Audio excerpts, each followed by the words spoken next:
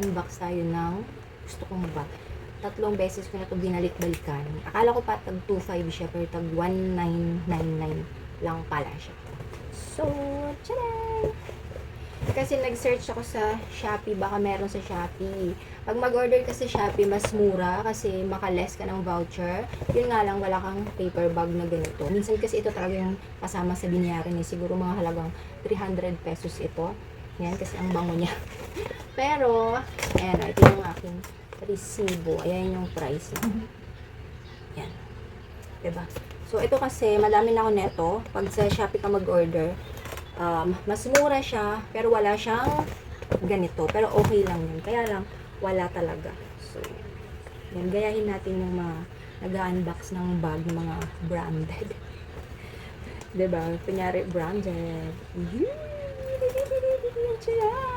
Meron tong color na beige, tsaka black. Gusto ko sana yung black kasi mas elegant tignan talaga yung black. Pero out of stock. And yung ganitong design, wala siya sa ibang CLN store. Yan. Tcharam! Mukha siyang belt bag, no? Parang akala ko nga belt bag ng inay. Yan. Actually, tinanggal ko na to doon. Pero binalik pala nila. Hindi ko alam kung para saan to.